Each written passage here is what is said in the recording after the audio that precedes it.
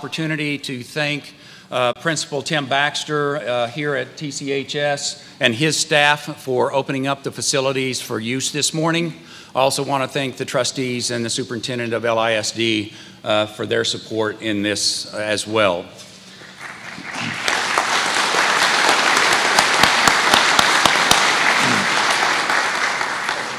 I'd like to begin this morning by introducing Chaplain Marshall Dunbar from Christian Community Action to give us a prayer this morning as we start this off.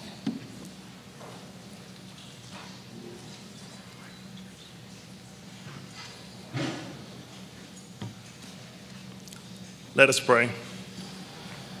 Heavenly Father, as we begin this morning, our hearts are heavy as we've heard of the aircraft mishap off the coast of Australia. We thank you for the 23 that have been rescued, but our prayers continue for the 3 remaining crew members and their families. And God, not only for them, but all those who serve and have served in our armed forces. Now, thank you for those who have gathered here to listen, understand, and share their concerns for our communities and this great nation. And thank you for Congressman Burgess's courage to stand before the people of Texas's 26th Congressional District as they seek to be heard and understood. So as we participate in this forum, I pray for civility, humility, and wisdom, for your word reminds us to be quick to listen, slow to speak, and slow to anger. It is in this spirit that we offer this prayer as taught by your Son, Jesus Christ. Our Father, which art in heaven, hallowed be thy name. Thy kingdom come, thy will be done, in earth as it is in heaven. Give us this day our daily bread, and forgive us our debts as we forgive our debtors. And lead us not into temptation, but deliver us from evil.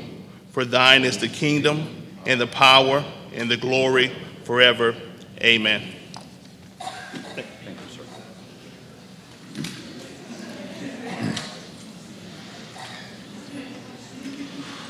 One other announcement, would you all please turn your cell phones either to silent or vibrate during this meeting, please?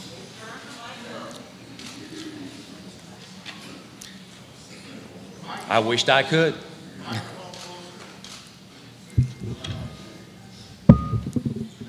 How about that? Okay. It's my honor this morning to present the High School JROTC Color Guard. Cadet Command Sergeant Major Hunter Morales is in charge of the presentation of colors this morning. He is accompanied by Captain Eli Incencius and First Lieutenant Jeremiah Segura and First Lieutenant Joshua Bortz. You may present the colors.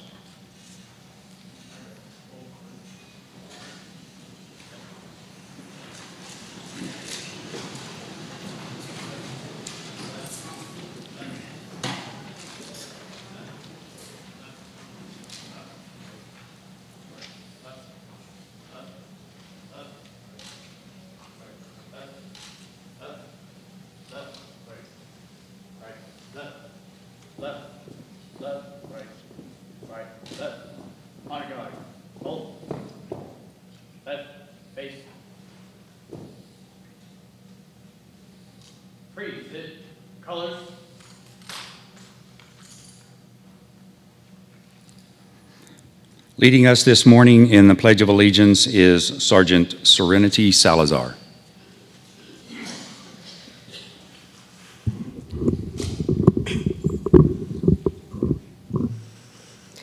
I pledge allegiance to the flag of the United States of America and to the republic for which it stands, one nation, under God, indivisible, with liberty and justice for all.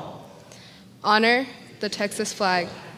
I pledge allegiance to the Texas, one state, under God, one and indivisible.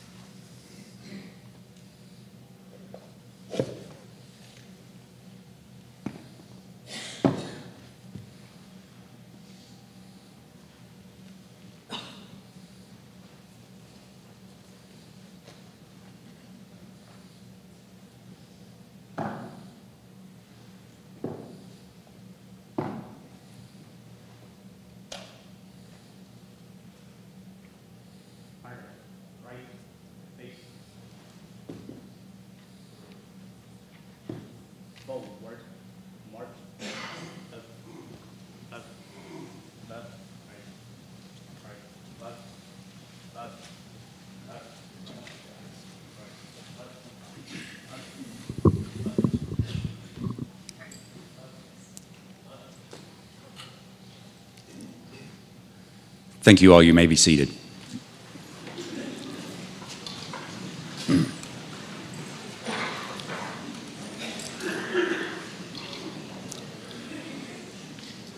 This morning, I am honored to introduce Congressman Burgess.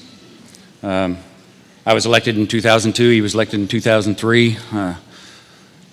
Getting in and as volunteering into public service and into the public light takes quite a lot of dedication. It takes a lot of dedication to continue day in and day out with the uphill battles that we face today.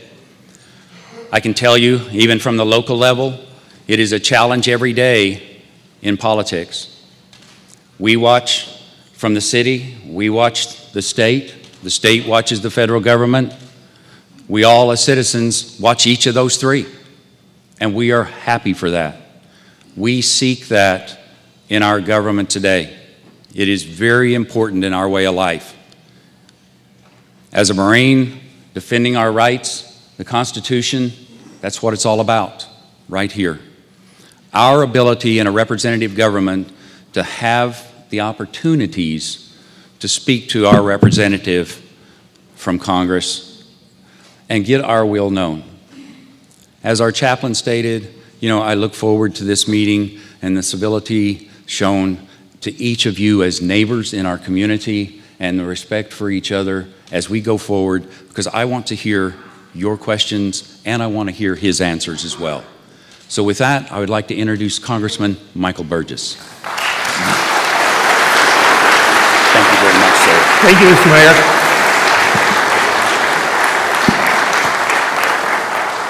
Thank you, Mayor McCurry. Thank you for your service as mayor. Thank you for your service to our country and the Marines. Chaplain Dunbar, your daughter wanted to applaud you after the prayer. Now, I'm Anglican, we don't emote, but this one time, I'm going to make an exception. Let's give the chaplain a round for that.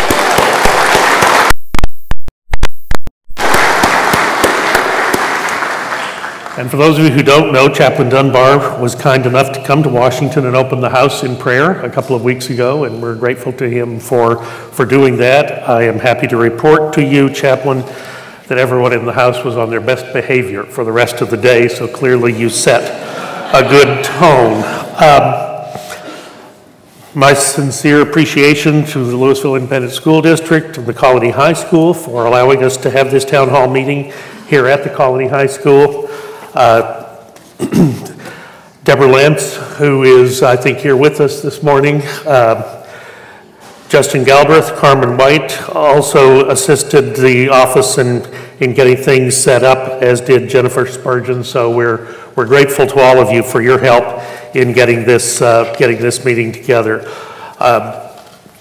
Sergeant Serenity and members of the Color Guard, thank you for kicking us off and leading the pledge to the nation's flag and to our state flag. And again, Mr. McCurry, thank you for your kind introduction.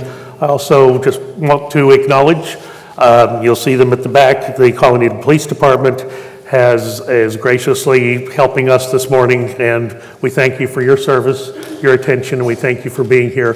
Let's probably also give a hand to our Colony Police Department.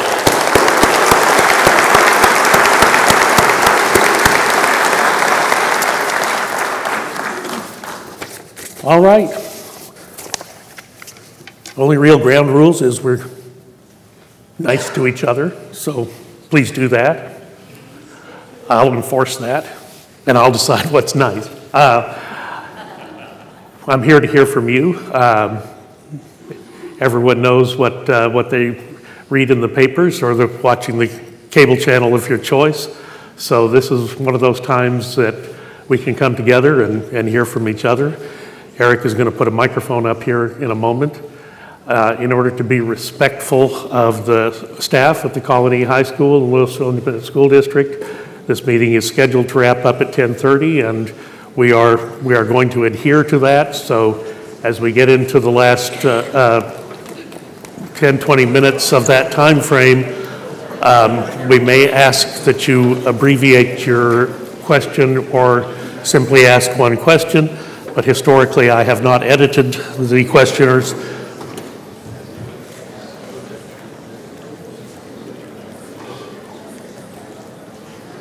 And it looks like we're ready to start. So proceed. Good morning. Good morning. And again, thank you for holding this town hall meeting and Yes, sir. allow us an opportunity to share our concerns. You may need to stand pretty close to that A little bit microphone. So closer. everyone can you all hear him? Is that better? Okay. I would like to just mention real briefly that we hope in the future you take the opportunity to set up one of these town hall meetings within the city limits of Denton. We appreciate the fact that you do the peripheral areas, but you do have. We'd like to see you there. It seems like the last time I remember you being in Denton was at Denton High School, either 2010 or 2012. And I've done a number of town halls in Denton. Since then, Let me just tell you, because people are concerned, how are sites selected, how are things set up? Right. And look, I got a responsibility. I call a public meeting. A lot of people show up, whether they agree with me or not. A lot of people show up. I am responsible for their safety. Yes, we get input from our local police department wherever we go. We never go anywhere that we don't tell the local police department that we're going to be there and why we're there and what we're doing. And I'm very fortunate in the district that I represent. I always get good cooperation from police departments if it's in a municipality, or the sheriff's office if it's not. The venue that I had selected, that I had used before, was a church in Denton. Unfortunately, they were not able to accommodate the crowd size that possibly could have shown up, and that can be a security problem as well. Sure. If you've got all kinds of people outside that want to be in that can't get in. So I had to choose sites where the ability to expand and accommodate a large number of people. I have to get the cooperation and the buy-in from the mayor and city council and local police department. This is not something that I can really control on my own. I understand. I just want you to know there are a lot of structural things that going into setting up a town hall. We had actually scheduled one, or thought we had one scheduled for Denton. It didn't work out. That's not the end of the story. There will be other town halls. Okay. Denton is my hometown. I grew up there. I realize how important it is. It was the center of the universe for the first 14 years of my life. Okay, thanks, sir. I just wanted to plant that seed, so appreciate it. My name's Larry Beck. I've been in Denton since 1974 when I came up from Dallas to go to what was then North Texas State University. I met my wife of 40 years there. What year? 1974. Okay. I met my wife of 40 years. She was a nursing student at TWU, and she just recently retired after 25 years with the Denton Independent School District. We have two grown kids, both doing very well in the area. My son works for a gas drilling outfit, and I love him very much despite his job selection. My daughter's a professional cosmetologist. I'm a former Marine, served a tour of duty in Vietnam, was deployed about a month before the Tet Offensive hit over there. I was honorably discharged in December '68, came back and did a variety of jobs before I went back to school, and wound up at UNT, got a BA degree in sociology. Little background, please. I'm getting there. And I'm anticipating a little hoot and holler from you, so just be patient. Anyway, sociology degree and a major, a political science minor. Right now, I'm retired after about 20 years with a new home builder, and I currently serve on the Planning and Zoning Commission in Denton. So, let me set some context for you, sir, for my question.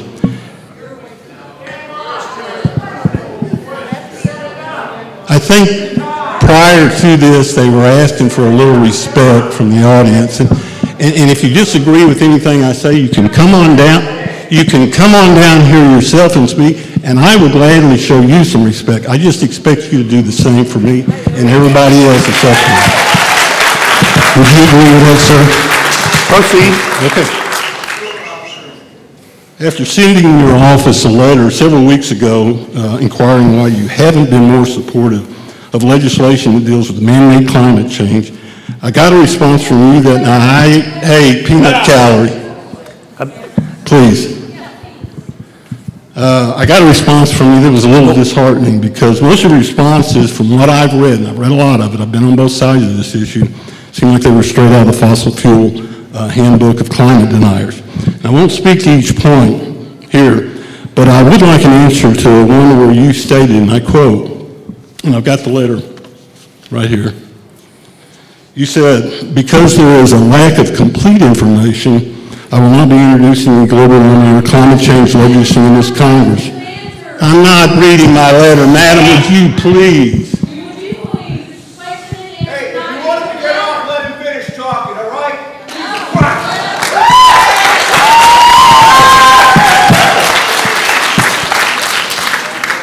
Mr. Burgess, were you aware that when you wrote this sentence to me, that the first part of it where it says because there is a lack of complete information, it's only a half-truth and by default a deceptive response?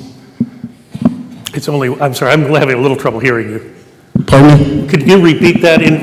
Make sure you're The talking. part where you said because there is a lack of complete information is only a half-truth. There's more to that sentence. Let me ask you this. What climate scientist, what legitimate climate scientist or peer-reviewed climate science document or journal did you get this from?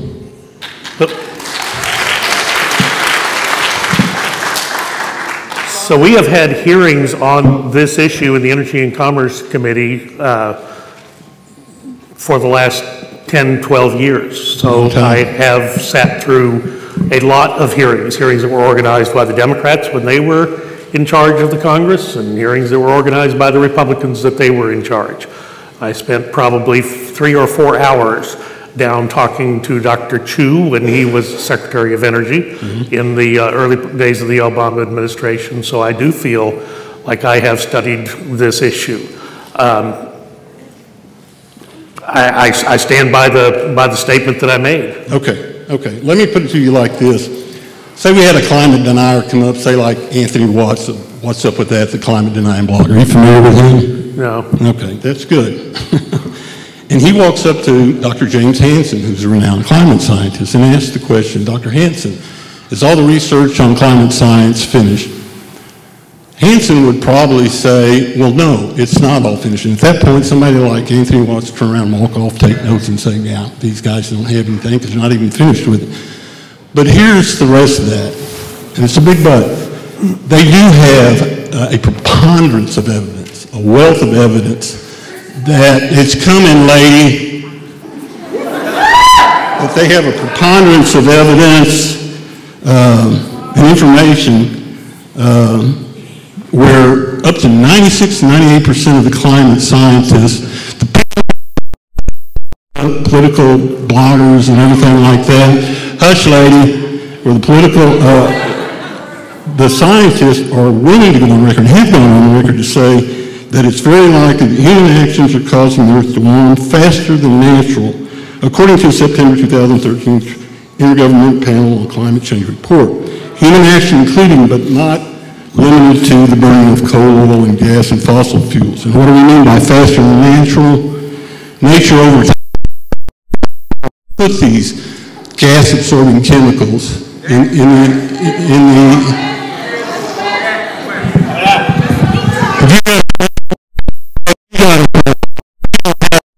You're a heckler, sir. We will get through this faster if we don't interrupt the gentleman. He did serve in the Marines. He was there during the Tet Offensive. He deserves the right to speak.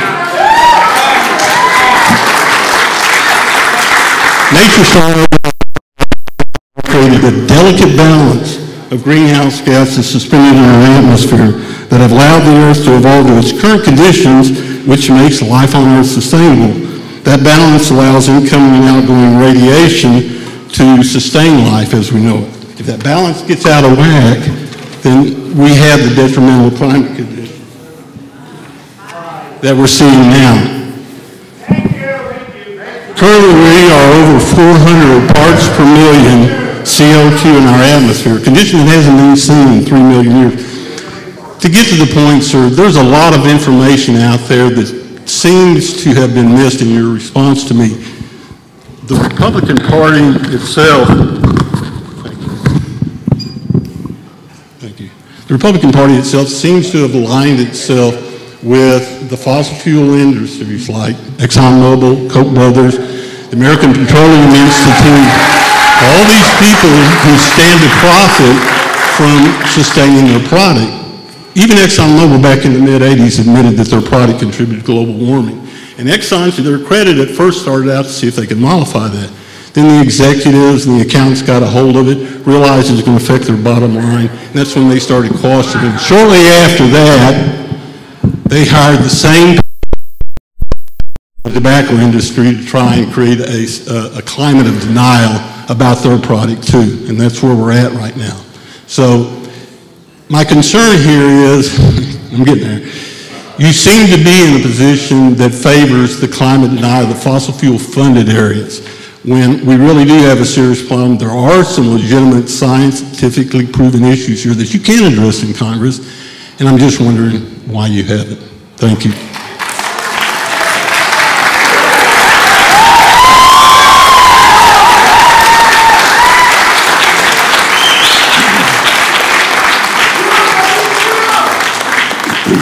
And again, as I outlined, I appreciate the gentleman's input, and as I outlined to you on the Energy and Commerce Committee, we have had hours and hours and hours of hearings on this, and I did speak with our Energy Secretary back in the early days of the Obama administration. I will tell you, I am unconvinced by the evidence that has been presented to me.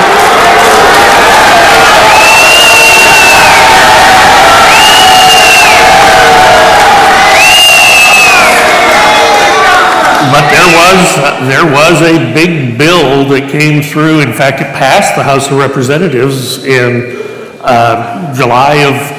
June of 2009. The Waxman-Markey bill. It was a cap and trade bill. Would have put this, recommended that there be carbon production equivalent to 1910 in this country, and we would be the only country affected. No other country would be required to do that. You know what? It passed the House of Representatives. It was pretty unpopular when it passed, and the senators, in their courage, never took it up, and it died. It has not come up again. Thank you for your service. Dr. Burgess, I just wanted to give a quick update as far as where we are. We've got about 40 people in line. Based on the number of town halls that I've run, I can pretty much predict that half of the individuals will likely not make it to the microphone before we're done, just based on normally what we've done. Sure. The first question, we would be down to just 1/4 of the individuals. Correct. So if we can keep the questions brief and short, we can work through more people. So proceed.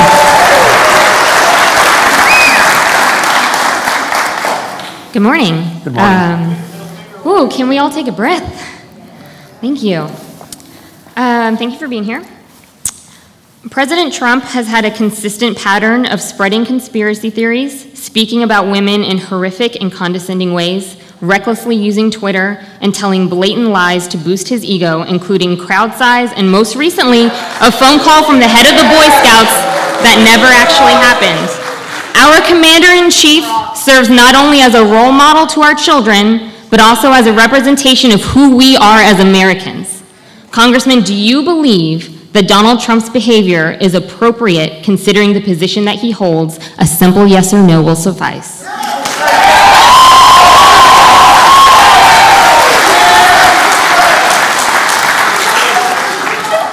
I think he's doing okay, but I will take your concerns to him next time I see him.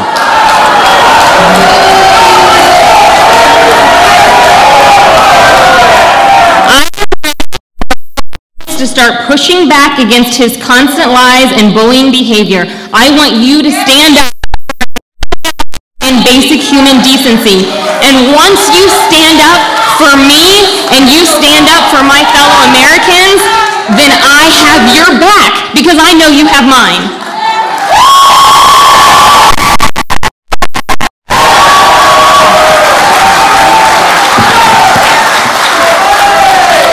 Good morning, Dr. Burgess.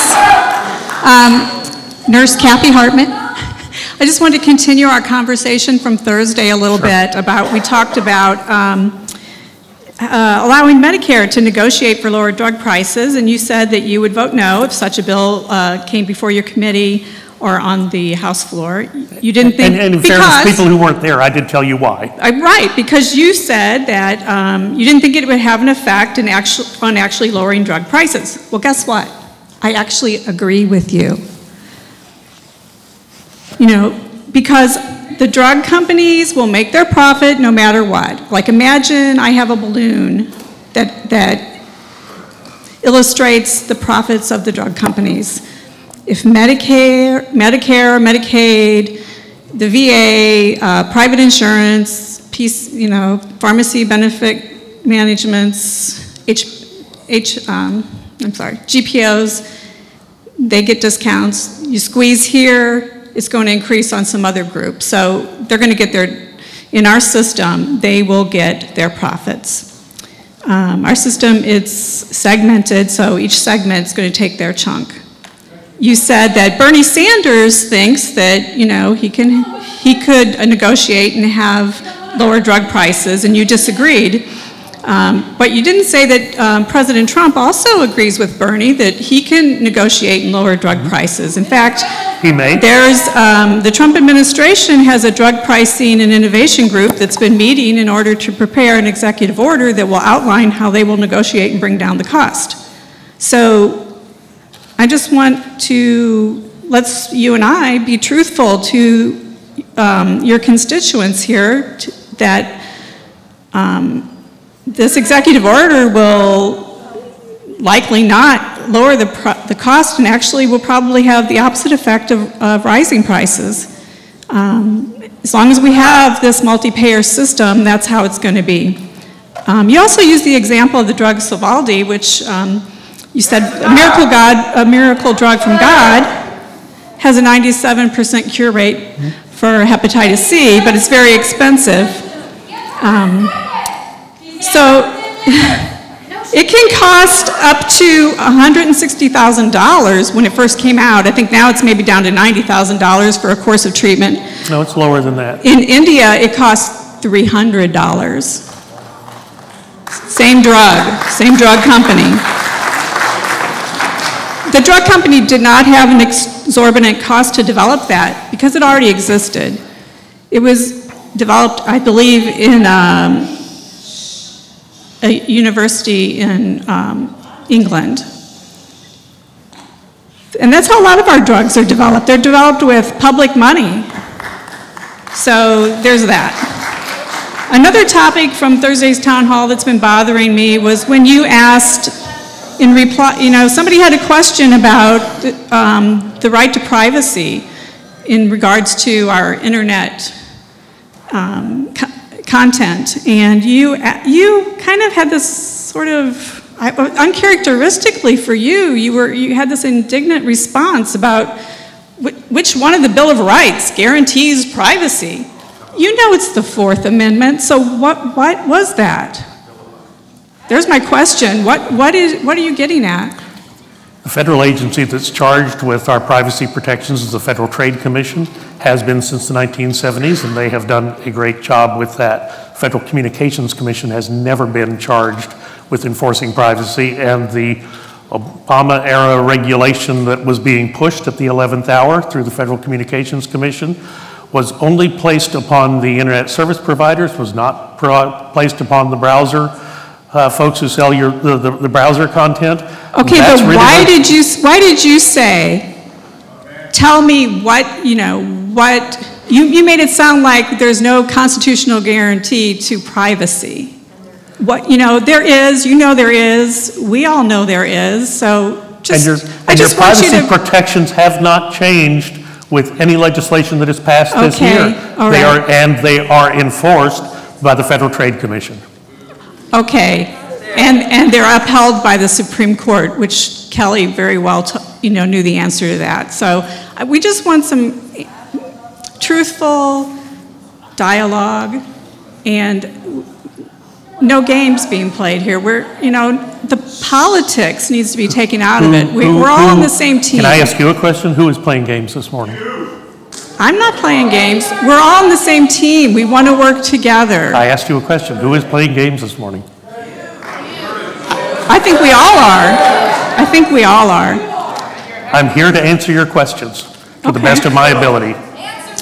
Thank you. You're welcome. And I hope that we can have some bipartisan working together in Congress so we can get things working for our country. Thank you. you'll recall the other part of the discussion from the other night, I referenced a bill that had passed the House of Representatives in a bipartisan fashion, come out of our committee in a bipartisan fashion. The Senate finally took it up and passed it. It's on its way to the President for signature probably sometime next week, which will reauthorize the Food and Drug Administration user fee agreements. The President had asked that all of the money for that budget come out of private side, but it is a balance of public and private funds that I think works better in that regard. So to the observation that nothing happens in a bipartisan fashion, it does. Yes, sir. Okay.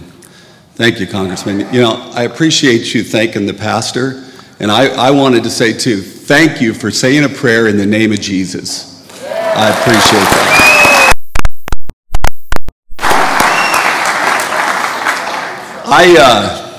Before Obamacare was passed, my health insurance cost $350 a month. My wife, who was uninsurable, was on a plan for uninsurable people called a high-risk pool. We paid $450 a month for that. Today, our insurance be somewhere between $1,600 a month and $2,000 a month. Absolutely absurd. You know, and people think that health care or the Affordable Care Act is about health care, and it has nothing to do with health care. It's all about insurance. I have been a licensed health insurance agent making my living selling individual health insurance to farms and ranches for the last 20 years. I'm required to take 20 hours of continuing education every 2 years so that I stay up on everything that's going on with insurance. I consider myself an expert when it comes to health insurance. And what you guys have done, and well, not you guys, the Democrats really, I know the Republicans were against it, but what they did with this health insurance is by requiring insurance company to cover everybody regardless of health, you basically, it's not insurance anymore. An insurance company cannot function when it is forced to cover everybody regardless of health. It's like where you can call the insurance company after your wreck and say, hey, I want insurance now so you'll pay for my car. It's absolutely absurd. And this whole thing was set up so that we would move to a single payer system. That was the end.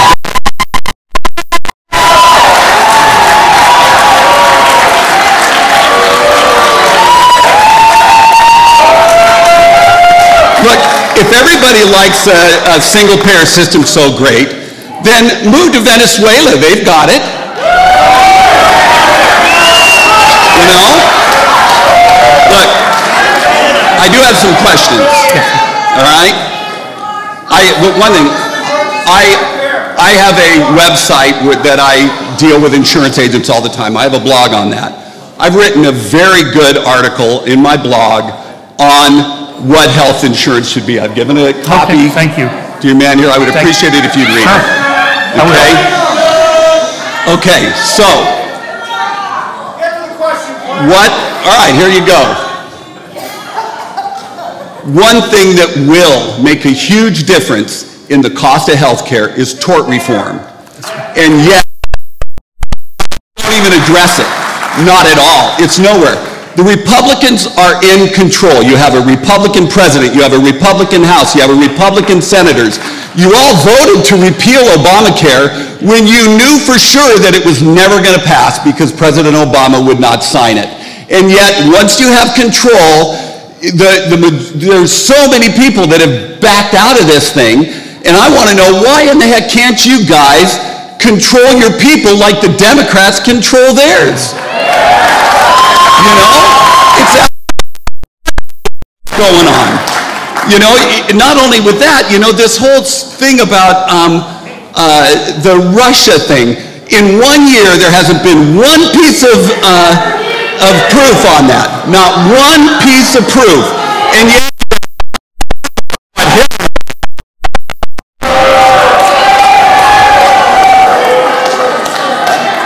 you have tons of proof on what Hillary did. You have proof that Comey illegally released leaked information to a friend who would give it to the press for the sole purpose of having a special investigator. And then the special investigator that's appointed is good friends with Comey. It's going on. And if you guys are in control, why? Because you're doing nothing. You're useless there right now. I'm done. All right. Glad you were able to get that off your chest. The bill that passed through our Committee on Energy and Commerce on the repeal and replace side of the Affordable Care Act, I grant you it did not repeal all of it, but at the same time, it was an excellent start. But you still had in the guaranteed coverage no matter, regardless of health. Actually, and insurance cannot work with that. It can't. It's impossible. Well, it actually did allow for the flexibility for a state to make that determination. However, I will agree with you on one thing. I thought it was an enormous disservice to the people of Texas when the risk pool in Texas was ended when the Affordable Care Act started in 2013 and 2014. That actually was reestablished the last legislative session. We didn't do it in Congress, the State House and State Senate did. I'm grateful for that. Kelly Hancock down in the Mid-Cities area was the one who carried that bill through his committee. So the risk pools are reestablished in Texas. Now, nobody's there, nobody's selling any insurance, no one's buying any insurance, but had we been able to get that bill that was in the House committee, had that passed, that could have immediately begun to provide the type of relief that you alluded to at the beginning of your comments. And that was important to me to do that. A hybrid program of reinsurance and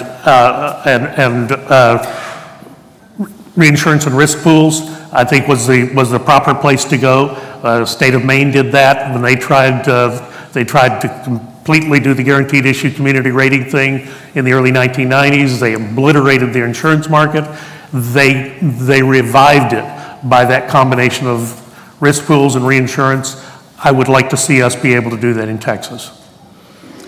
Well, what about tort reform? Why hasn't Congress addressed tort reform? If anyone's paying attention, we actually passed a bill on tort reform in the House 2 or 3 weeks ago. Several Texas Republicans voted against it because of 10th Amendment concerns.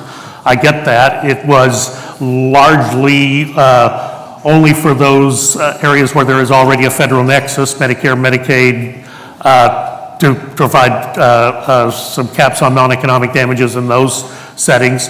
When we had Bill Frist as the majority leader of the Senate, a physician, cardiovascular surgeon, back in 2005 and 2006, House sent, I don't know how many liability reform bills to the Senate, and they couldn't get one through. It is, for whatever reason, that becomes an enormous lift in the Senate. But that's a known problem. That's why Texas did the right thing in 2003, and it is a state issue. And Texas had a constitutional amendment, which we as citizens voted for, and say we do want to limit the liability. We don't want this to be appealed all the way up to the state Supreme Court.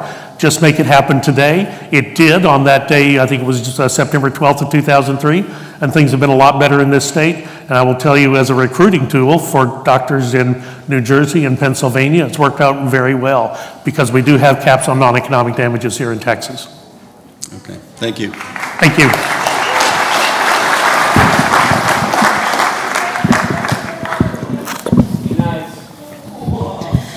You keep saying that the ACA is in a death spiral and the cost of premiums and insurance companies are pulling out in many counties. But let's be honest, these issues aren't due to the ACA. It is because you and your Republican counterparts have sabotaged the bill. There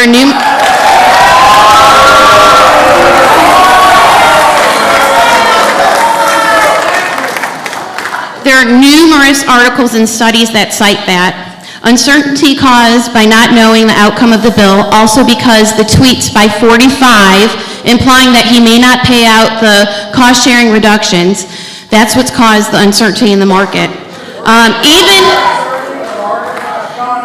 Even your colleague, Kevin Brady, stated, he's a Texas Republican, stated insurers have made clear the lack of certainty is causing 2018 proposed premiums to rise significantly.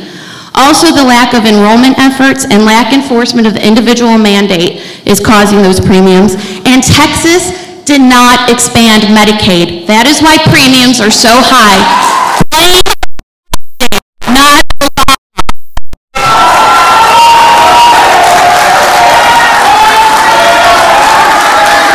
You took an oath to do no harm. In that bill that you guys passed, there was an estimate between 10 to 30 million people will lose health care coverage. Just one person losing health care coverage is horrible.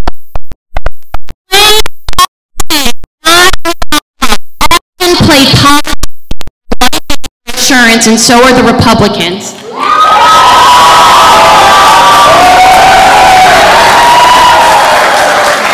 You're a physician. You are also on the board of a for-profit hospital, so you understand uncompensated care. I came from a state that expanded Medicaid. Our uncompensated care, if there's a high amount of uncompensated care, we have private all suffer because the hospital staff, they're not getting so people's lives. And Senate's plan, and you have a lot of rural areas in your district. You claim to be pro-life, but you're really pro-fetus because once that baby's born, you don't care if they have insurance or not.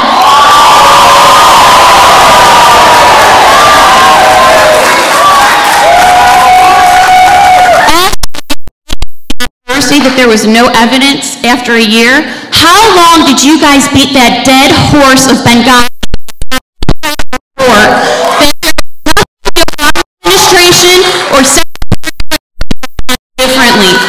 Please, I know there's a part of you that wants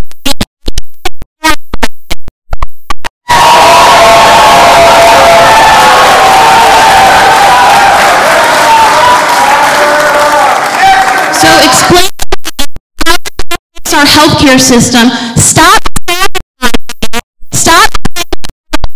our lives. I'm a nurse, you're a physician, you see this.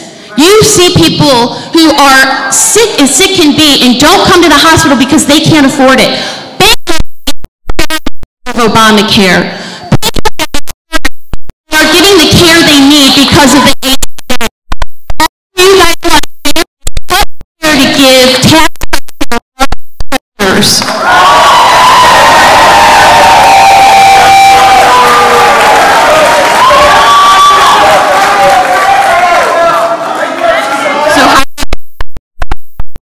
How are you going to fix it? So can I just say one thing, because I don't think it's a good equivalence between the Russia investigation in Benghazi. In Benghazi, we did have a dead ambassador, and that's a pretty unusual situation. I think and we have a foreign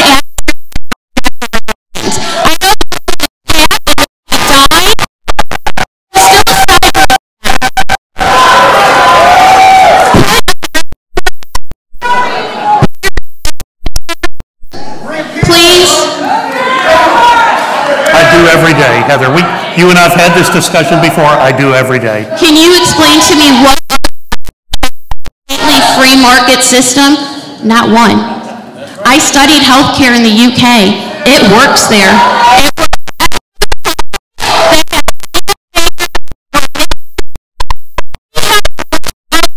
Country and we Obamacare and decrease the increase of premiums. The most expensive health care in the world is in the country of Great Britain outside of a national health service. People who have to wait and say, I'd rather pay the dollars to get seen, they pay some of the highest cost. Tell those British people, because I studied there, that you're going to take away their NHS. They testing because they love their NHS. NHS has saved lives. A nurse to make sure that somebody else lives because they have insurance.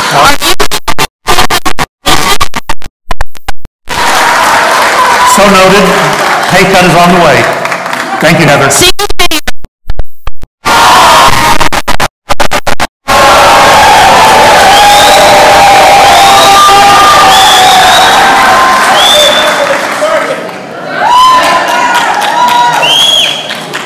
Dr. Burgess.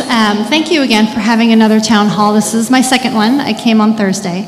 My name is Amber Briggle. I live in Denton. I'd like to echo Larry's sentiments too, because as the mother of 2 small kids, it's hard for me sometimes to get out of town. So I know we have rooms at least this size somewhere in Denton, so we would really welcome you to our community anytime. So.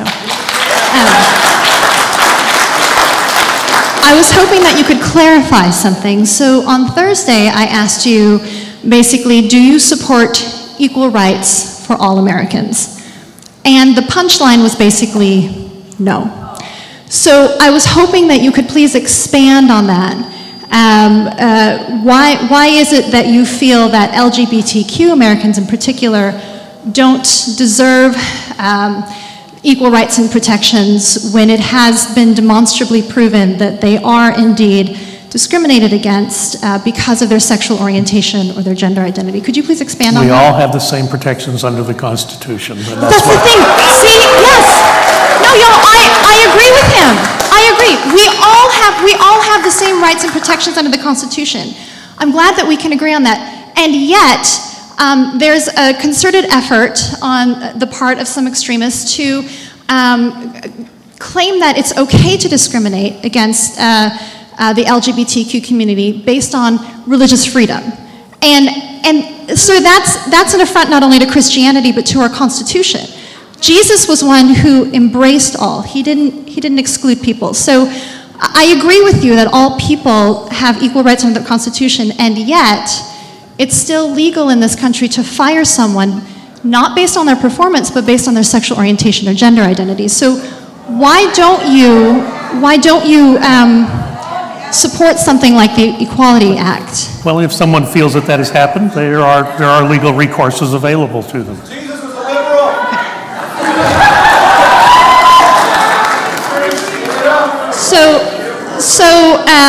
So you would not be in support of the Equality Act because you feel it would create redundancy, or because you feel that LGBTQ individuals don't deserve... I'm having trouble hearing you. I'm also having a hard time hearing the congressman.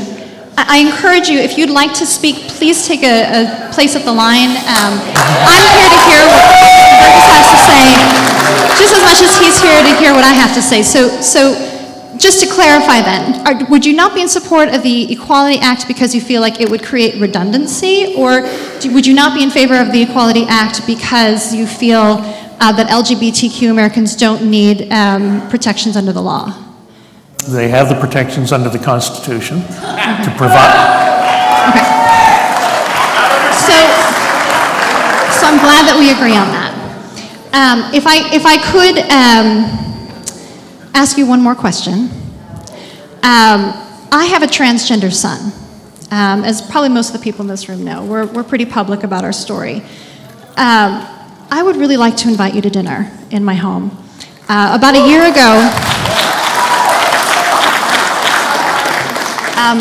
ago, we were very fortunate that we were able to host Texas Attorney General Ken Paxton in our home. He came with his wife. I made to-go plates for his security detail. It was actually a very lovely, wonderful evening, and I think that it might have opened his eyes a bit to the real struggles that transgender Texans in particular face. As I said on Thursday, when we hear anti-transgender rhetoric, like what we heard from the White House last week about transgender military service members, may I remind the audience, too, that there was a transgender Navy SEAL who was part of the team that captured Osama bin Laden.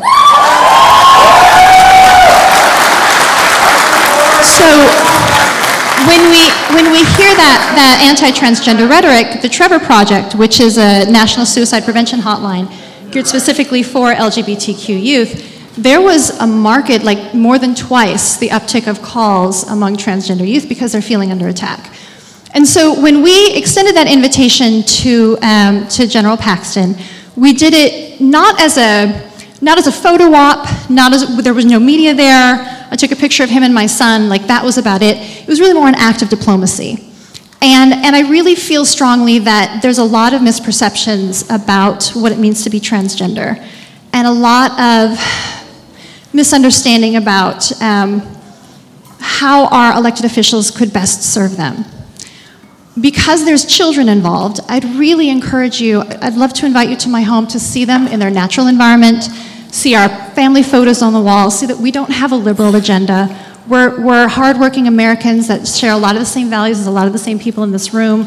We work hard. We want to send our kids to a good school. We want to feed them a healthy meal. And I think if you could kind of see us at home, I'm really hoping that it might encourage you to, as I said on Thursday, really stand on the right side of history and really stand strong for these kids that are feeling so under attack. So would you like to come to my home for dinner sometime? We'll take it under advisement. Thanks for the invitation.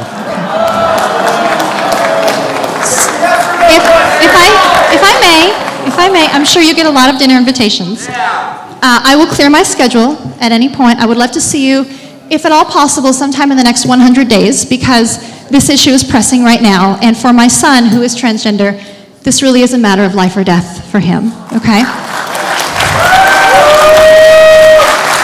And like the prodigal son, if at some point you feel it's time to come to me, I will always set a place for you at my table. I'm a good cook. My kids are picky eaters, so if you have any dietary restrictions, I can totally meet that. But I'm quite sincere. I am quite sincere. Please come to my home. Yeah. Thank you for the invitation. As you can tell from looking at me, I don't have any dietary restrictions.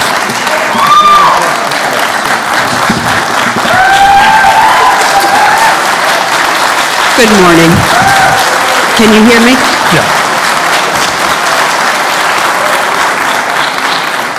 They're clapping for you, so eat it up. It's the purple in the hair.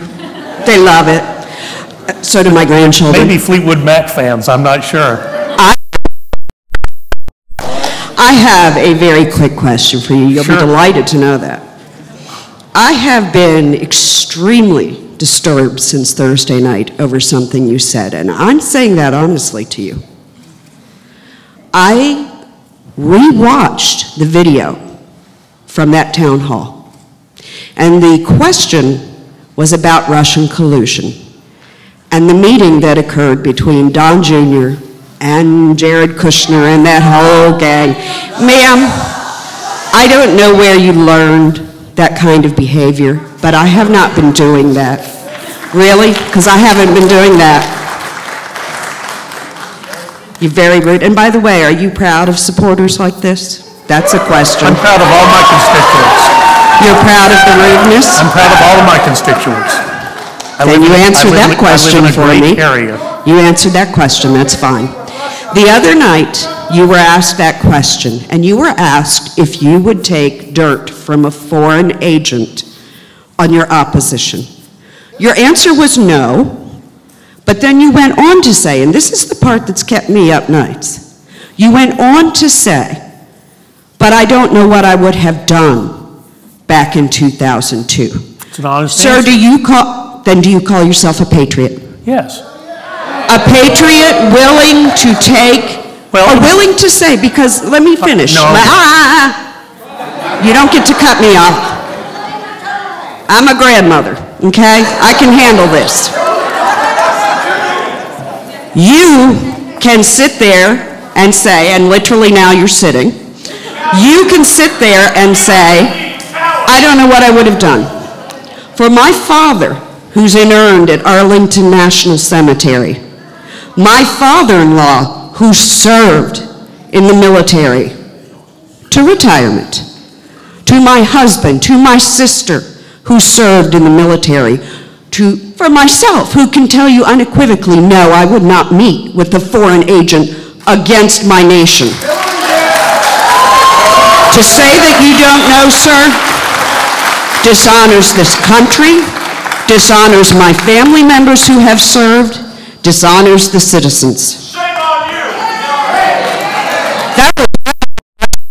And for that answer, and for your disregard, the many times I have addressed my special needs grandson to you, sir, I am sorry to say, although I have voted for you in the past, you are not my representative.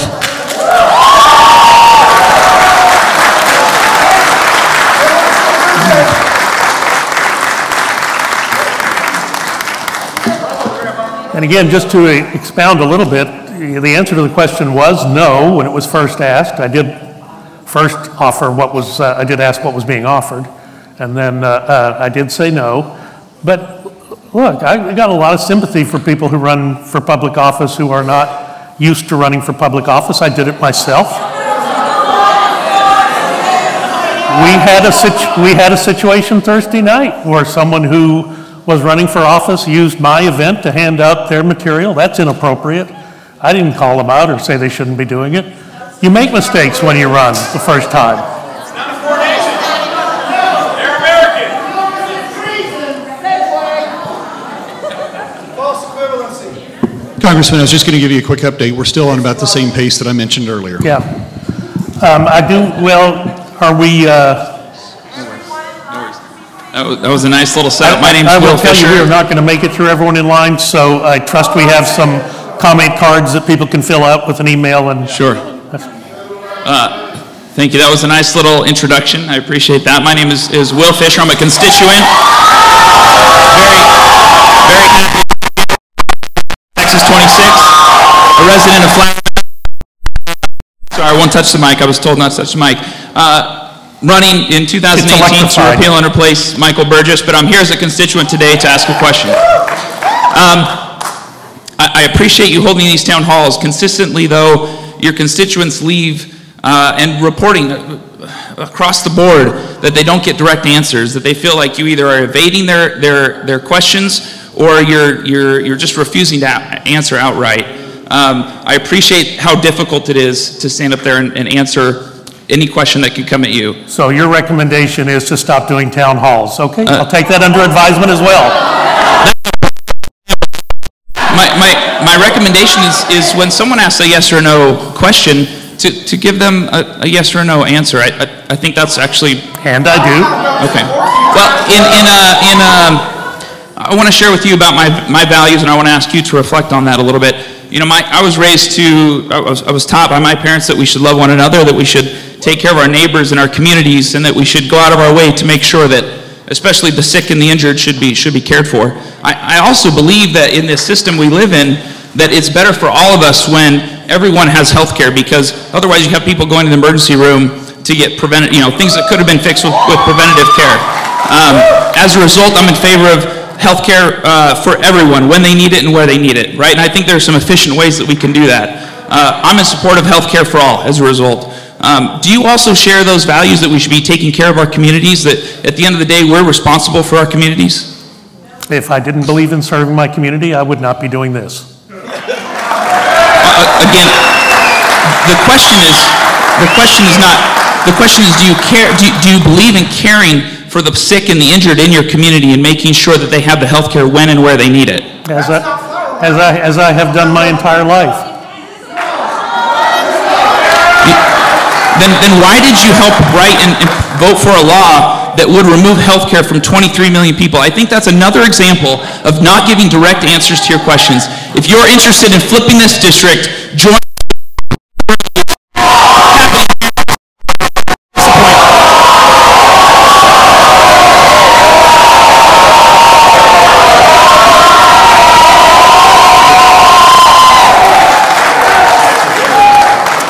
They're clapping for you, sir. Take it in. Change of pace. My name is David Schulman. I live in Frisco. Hi, David. I'm a general aviation pilot. Yes, sir. HR 2997 is being put forward through the Congress, and I'd like to ask for your support to defeat 2997. The general aviation and public aviation through civil commercial aviation flights. There are cost issues, there are control issues, and scheduling issues. 2997 will not fix that, and I'm here to ask for your support in a no vote or kill the bill vote. As a reminder. So you do not want to see the FAA reauthorized? It's okay if it just goes away?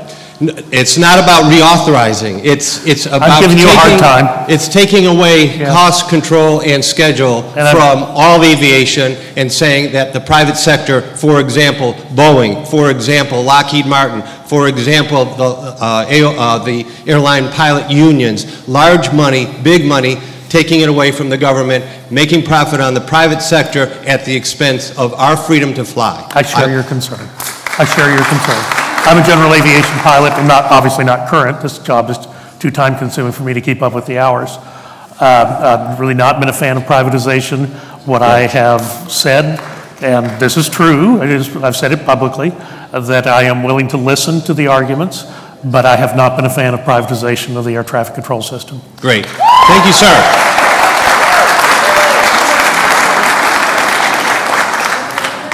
Thank you, Burgess. Hi. Thank you for your time today. I appreciate it. I have 2 questions for you. Human trafficking is a national problem. Even here in the colony, we had a huge bust here 2 years ago. Often the victim has to go on the stand in order for a conviction to be obtained. Companies like Backpage, we know, have made billions of dollars on the backs of child sex slaves, and they're being escaped prosecution because of Section 230. Would you be willing to put forth some federal changes to the law to help restitution for the victims who go on in life without fully being restored because of the cost of doing that? We actually did that in 2006. It was called Marshall's Law. I know, but it doesn't affect the problem. The problem is bigger than what the law that you guys passed is able to help. Would So you be willing the to answer to your question is yes. We Okay. take up anti-trafficking legislation all the time. I know, but the problem is bigger than what you guys are willing to put forth. And I don't know, a lot of the laws are for not international victims, not domestic victims. And we have a huge problem right now of domestic victims who are not receiving the assistance that they need because of the way the laws are written. We did a bill through our subcommittee and full committee just in the last 2 weeks dealing with health care for people who are victims of human trafficking. Okay, my other question is regards to the opioid crisis. We know the CDC is putting forth caps on how many medications should be distributed by state and by per capita. That effectively is removing the power from the patient and the doctor relationship. As a former physician, how does your I'm still a stance... physician. I'm sorry, true. I'm sorry. As a physician, how do you feel like that is helping the society as a whole, even though this is an issue, but it doesn't always help the patient? Well, look, the legislation that passed through Congress last year to deal with the opiate crisis, and I recognized it was imperfect. At the same time, there are parts of the country, West Virginia, Eastern Ohio, where these problems are, I mean, they are literally the number of people dying from opiate overdose, as you know, is higher than the number of people who die in traffic fatalities. I do remember, I've been on the Energy and Commerce Committee long enough to remember the day in 2005 when we had a hearing about the undertreatment of pain and how doctors were underprescribing. So here as a physician, I've sat in the committee and heard myself vilified for not providing proper pain relief, and then 10 years later for providing too much, and it gets diverted. The real problem, and that, I'm not saying that that's not important, and the bill was passed and signed into law by President Obama, and will obviously, now it's on us, on the committee, to monitor how well that is working. I do think prescription drug monitoring programs need to be more robust. I know when I was a physician, if I wrote a prescription for someone, I had no way in the world of knowing if they'd also gotten a prescription next town over, next office over, how many prescriptions they would have received for that medication in that whatever time span. And that information is available, it's not available to the physician. So I think rather than vilifying the physicians who are writing the prescriptions, we ought to make data available to them. But here's the big one. The big one is the fentanyl analogs that are being manufactured in East Asia and China and being sent over here. The internet has poured gasoline on this fire. It's always been a problem. It was a problem when I was in practice. But the internet has changed this. As it's changed human trafficking, it has changed pharmacological abuse, and the ability of the, and not trying to be critical of the DEA, but just their ability to keep up with, okay, well, someone tweaks the molecule, there's a new analog of fentanyl. It's just as powerful and addictive and dangerous as the last analog, but now it's not on the DEA's list, so they've got to be nimble enough to go out and capture these things as they're created. But It is going to take some enforcement activity at our ports of entry, and it's going to slow some things down, and we live in a just-in-time society, and we want the stuff when we want it. We don't want it to be held up in ports, but I'm afraid that is what is going to be required to really get at the central problem here, which is the importation of these compounds from China and Asia. Thank you. Sure.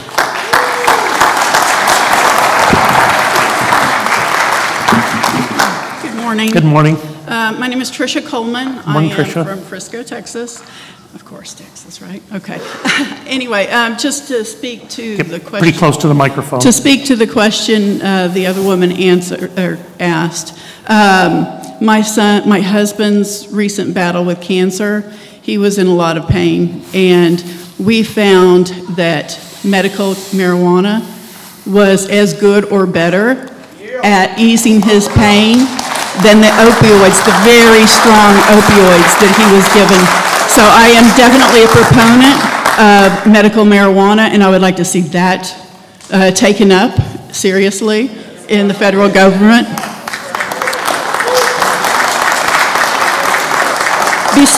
Besides that, I do have some facts before I ask my question. The questions are pretty straightforward, but we need to have some facts beforehand. We're constantly told that insurance companies are pulling out of the marketplace, and this is because they're losing too much money.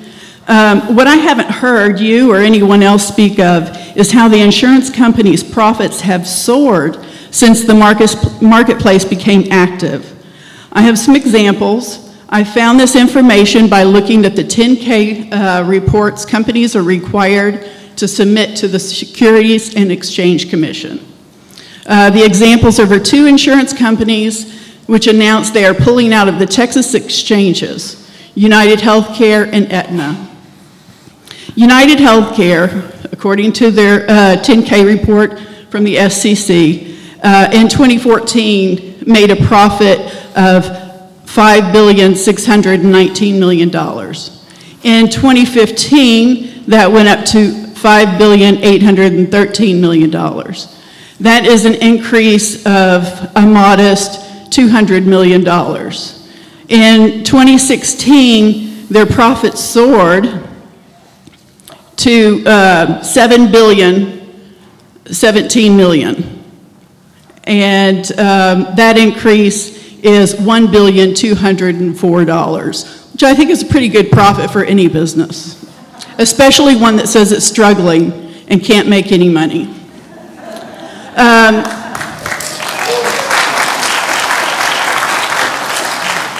Stock prices also indicate that the insurance companies are doing well. So I think economists and investors agree, especially since United Healthcare stock has outpaced the S&P 500 by over 30% in the past, I can't say, 5 years. So, yeah, it's good business if you can get into it. Now, Aetna is the other insurance company, also from the 10K statements from the SEC. In 2014, they made a profit of $2,041 million. In 2015, they made a profit of $2,400 million. That's a gain of $349 million. And in 2016, they did have a loss, and I'll explain that in a moment. Their profits were, they didn't have a loss, I'm sorry. Their profits went down. The profits for that year were $2,271 million. That is a loss of 119, or that's down 119 million compared to the previous year. Aetna in 2016 had a failed bid to acquire Humana for $34 billion. Since the deal failed to get approved from the Department of Justice, Aetna had to pay an agreed upon $1 billion breakup fee to Humana as a result, and that accounts for their loss for 2016. However, if they still came out ahead with $800 million more. These companies might be struggling on the exchanges, but Aetna Chairman and CEO Mark Bertolini said in this press release that things are pretty good. He said Aetna's 2016 results exceeded previous projections despite continued challenges in the public exchanges. And I have a great deal of confidence in the company's future, including our long-term prospects for growth. I will get to the question, but everybody needs to know the facts too. I don't think we've received the facts from our representatives.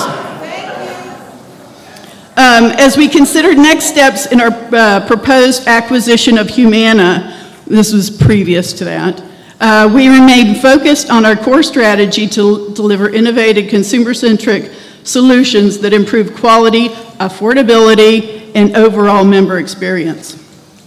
So, given the stock prices, dividends, and the statements of the CEOs, health insurance, I think, would lead most people to believe that the health industry and improving the ACA, even after implementing the ACA, they're doing quite well.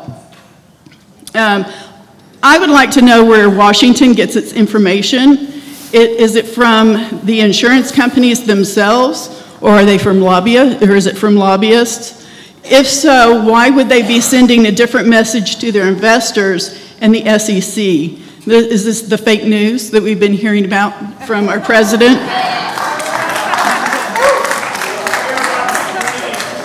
I expect honesty from my family, my friends, the people I do business with, and the people that represent me in Washington. I do not feel you and your colleagues are being honest with me and the American people. All I hear from our representatives is how the insurance companies are losing money and pulling out of the ACA marketplace. I agree it doesn't appear to be a profitable situation for them. However, the money they make from other markets more than makes up for this. Businesses will often take a loss on or take a small profit on certain products in order to be able to sell other products. The electronic industry is a perfect example of this. For example, Xbox is sold at a loss from Microsoft, but they make a lot of money selling games and other accessories and memberships.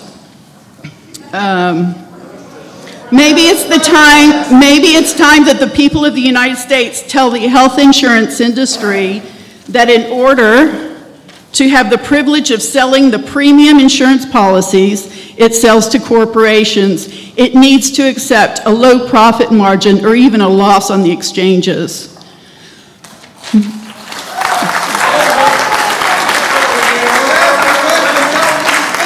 My son and I currently have COBRA coverage through my late husband's company. My premiums are $821 a month, and we know in the past that COBRA premiums have been outrageous, right? That's what we've been told. This is about $150 or $200 cheaper than what I could get on the exchanges. And this $100, $200 difference includes a subsidy because I don't know what my income is going to be because I'm living off of savings and investments. So that may change. Yes, I'm getting to it, but I thought y'all might like to know some facts. I get it. Facts matter to me. I'm sorry if they don't to you. So I would like to know, with my insurance, I have a family deductible of $3,600. After that, everything is covered. I have no exclusions. I have no lifetime caps, and I can see pretty much, any doctor that I want within network, because it is a PPO.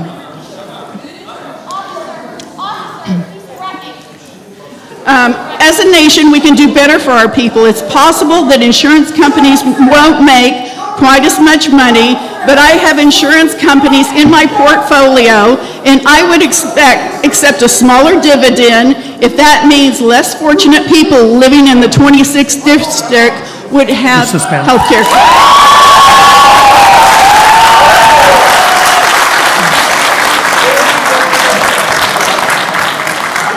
on to my question. Will you promise me, here and now, to work with the Democrats together to come up with a bill to replace the ACA?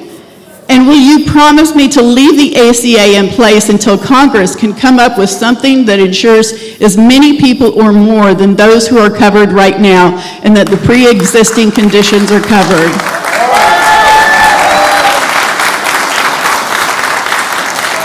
Well, that's been the work of the committee for the last 6 months, and the Democrats have been free to participate. There were times. The hearings we did in the early part of the year, they really did not evidence any interest in trying to work together on solving. These were hearings that were held in the committee room. They were on C-SPAN. They were public. But look, every day I work on this, and my door is always open.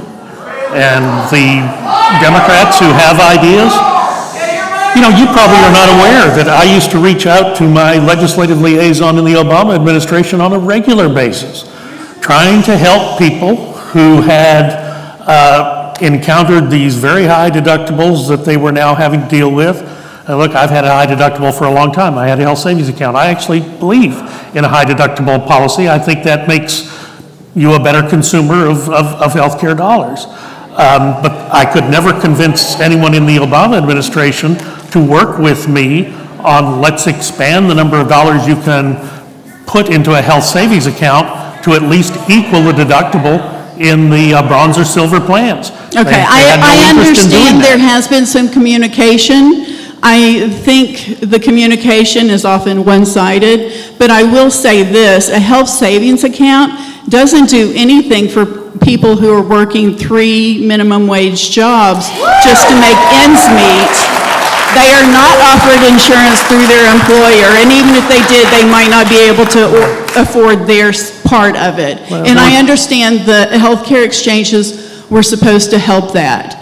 It didn't, but my point is, why am I paying less for my COBRA coverage, which is purchased through a big corporation? So the corporate benefit discount is cheaper and better than what is offered on the exchanges. Y'all say the ACA is bad for consumers as well as taxpayers, but what I see is the insurance companies are taking advantage of people. They are lying to the American public about what they're doing. And I will say this, when Aetna was denied the merger with Humana, they said that if they didn't get the merger, that they were going to pull out of the exchanges. And that's exactly what they're doing. So the Association Health Plans has been a concept that would allow individuals to get that same purchasing power that are available in the big ERISA plans. That's passed the House of Representatives, I don't know how many times. It's passed, in fact, this year. Did not attract any Democratic votes. I don't know why. I think it's a good approach to the problem. But I will just tell you, I heard from maybe 2 insurance companies the past 6 months. The entirety of the time they were talking about the cost sharing reduction payments. You're giving me evidence that says they don't need cost sharing reduction payments. There's no need to pump any more taxpayer money into these companies. They're doing just fine, thank you. So perhaps I'll take that information back and deliver it to President Trump. I will say these profits include that. And so my question is, you say that you've worked, I'm not sure how seriously this has gone. I can, say to this woman right here, would you help me work on a plan to make myself a better singer? And I may not get it just because she doesn't have the skills or the interest. What you need to do is that's not a very good example, but anyways, what you need to do, and I want a commitment from you that you will have a hardcore, open discussion with other parties when coming up for a replacement for the ACA. I know it's not perfect, but if COBRA insurance is cheaper for me than what is on the exchanges, then you need to address the insurance companies because they're making billions. They are not losing money, so don't use that argument with me, but I want a commitment from you that you will Well, I work. have been working. Association Health Plans would do exactly what you are asking. Again, that bill has passed the House of Representatives. Okay, tell me this. Every committee hearing that I convene, it is open. Democrats. Is it open to the public? Oh, absolutely. It's always on C-SPAN. You know, when the votes were coming up in the last few weeks for these health care plans, a lot of people didn't know what was going on. It was moving so quickly that a lot of senators didn't even know what was in the bills or what was going to be voted on. So that doesn't sound very inclusive to me. I just want to say, I want a commitment that you will do that. The senators had the availability of the information. If some chose not to avail themselves, that's on them. But everything I do is in the Thank you. I open. would like a commitment. Everything I do is in the open. Dr. Burgess, we're we're 5 minutes away from the ending time, so just letting you know.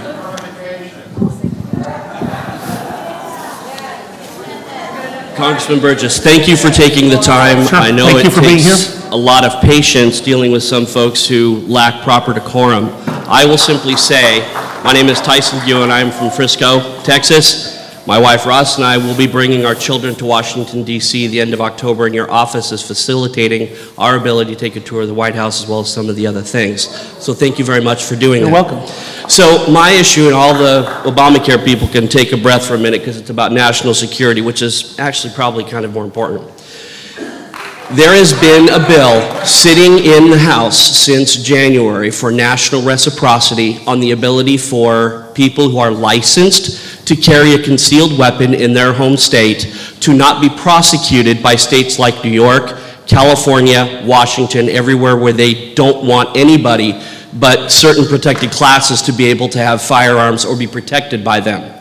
I want your commitment because I believe a full-time Congress has more ability to take on more than just one or two issues, such as Obamacare, such as the other issues you have. I want to know what commitment you will help make so that we can move national reciprocity of concealed carry forward.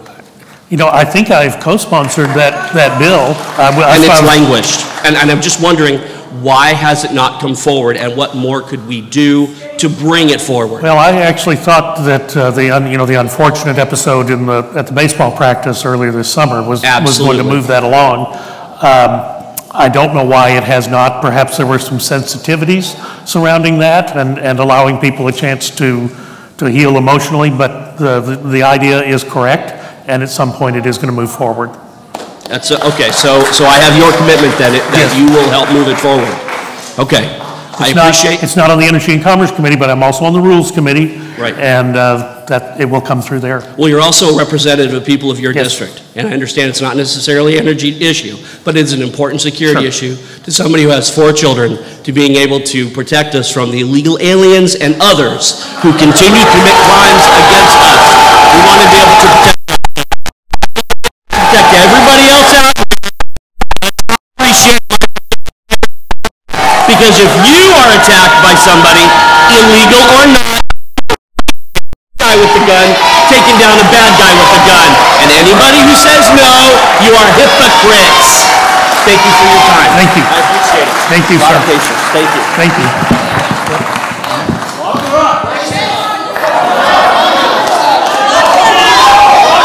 Dr. Burgess, this should be the last question. I'm sorry? This should be the last question. Okay. Have you distributed comment cards? They're cheering for you. Hi, I'm Alonzo Rodriguez. Hi, I'm Alonzo. from Lake Dallas, and I'm part of JSA. And my question to you is, healthcare is an elastic need. Why don't you think healthcare should be public? Well, there are many aspects of healthcare that are public. I'm sorry, could you There say that? are many aspects of healthcare that are public. So you think healthcare should be public? Well, there's a mix of public and private, and they're both important. I don't think you'd want to do away with one or the other. Okay, thank you. Thank you.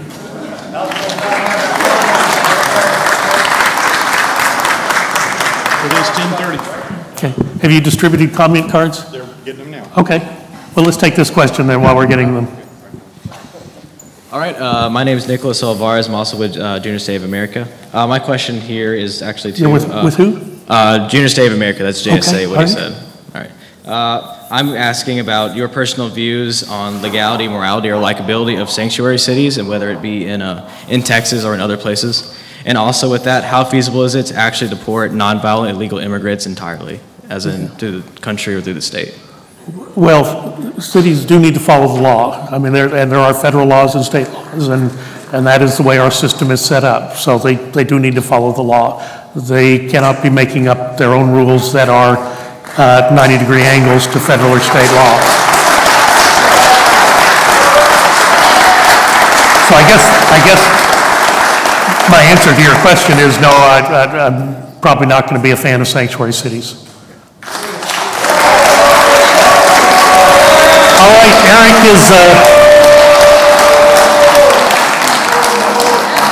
Eric is all right, lightning round, go. Okay, hello, my name is Glenn Buchanan, and I'm from Kern, Texas, also alumni from JSA. I'm just wondering, do you believe that the federal government should regulate CO2 emissions from the United States and help with other countries to regulate CO2 emissions? No. Next question. Oh, thank you. Oh, thanks. Hi, my name is Ashley Emery. Do you think establishments have the right to discriminate against people for their sexual orientation or gender identity? None, protected under the Constitution. Next question. Hello, good morning. Hello. My name is Mary Louise Kashama. I'm from Corinth, Texas, and I'm also a JSA chapter at Lake Dallas. My question is sort of a broad question, but to be quick, how do you approach legislation in regards to your people, constituents, your party, and your personal beliefs? Are you talking about bills that Yes, I introduce personally, yes. or that I evaluate that someone else has done? All of them. It's all overall legislation. So when you're thinking about what you vote for, what you write, what committees you're on, where is your view? Is it a representational view where you just go with what you think is right, or is it what the people need, or is it based off of your party and organizational view? No, it's not based off party. It is based off my representation. I'm talking about like whenever, just like, it's an honest question. There's no right or wrong question. It's just, how do you approach legislation? It is representational. So it's based off of what you think is right and not necessarily what? No, it's based off the people that I represent. The definition of a representational view is a congressman voting with what they think is right, because since they were elected, since you've been reelected, therefore I can do what I want. Well, no, it's not that, but you're correct that there is a check and balance. Yeah. There is a check and balance.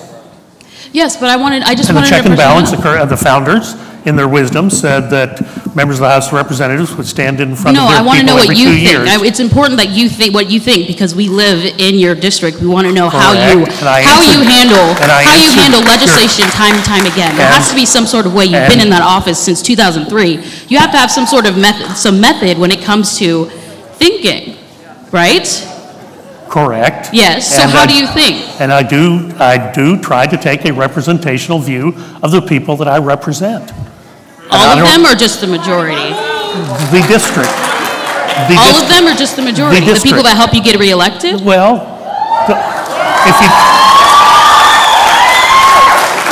if you don't get reelected, then it doesn't matter what views you had.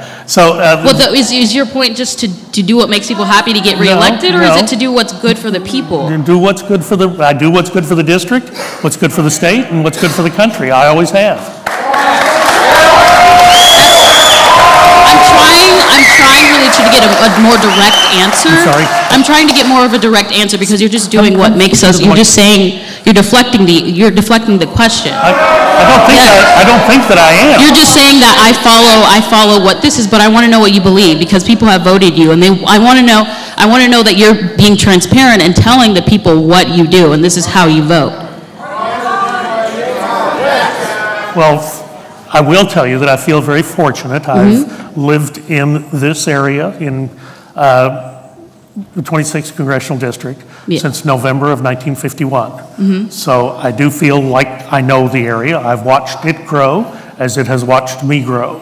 I practiced medicine here for 25 years. I raised my children here. They went to public schools here. So you'd say you do what's best for the majority only? Well, no, I'm not saying that. I think my life experiences does reflect what is the feeling of the district? And I alluded to this the other night. Sometimes I have to make a decision really quick. Okay. There's not a time to go out and take a poll or read a bunch of newspaper articles. And when that happens, and I have to make a decision quickly, I find myself in agreement with 60 to 70 or 80% of the people here at home. I've Okay, moved here- well, it's important that you think of the others as well. And I'm just saying that just think of other people as well. Think of listen to their grievances instead of just deflecting them. I'm having trouble hearing you. I say listen to their grievances instead of deflecting them.